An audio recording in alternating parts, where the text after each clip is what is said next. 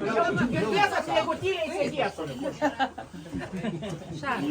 Tai va, pas mum šitam krašte buvo nemaži mūšiai prieš 300 metų. 1700 metais, reiškia, prie Viliošių piliakalnio, čia 10 kilometrų nuo čia, palei Dabikinę upę, vienoj pusėje buvo įsikūrė tie kryžiuočiai, o kito Livonijos ordins, švedai tie.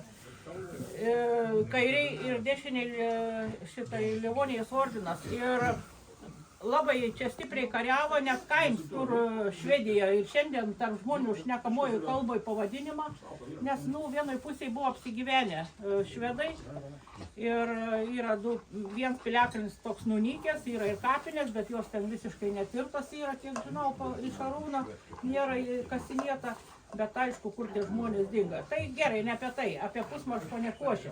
Ir išjuodami į mūšį, įsipildavo kareiviai, tais laikais rūgį augindavo žmonės kaimo praktiškai visi. Jau be rūgių nieks nebūdavo, dabar jų nebereik maitinti jumis, kaip žinot, kvietiniais miltais, tik už prieskoniuoji ten tais rūginiais masalais ir kad būtų kažkoks skonis.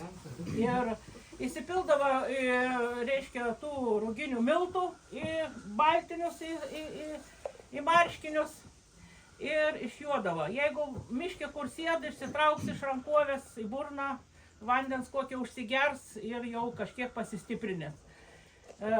O jeigu į mūšį pasitaikydavo eiti, tai irgi pasinaudodavo tais rūginiais miltais. Iš marškinio išsitraukdavo, o jeigu priešininkas prakirsdavo ranką ir su tais rūginiais miltais tik švysti į akis ir galvelė gali būti tavo.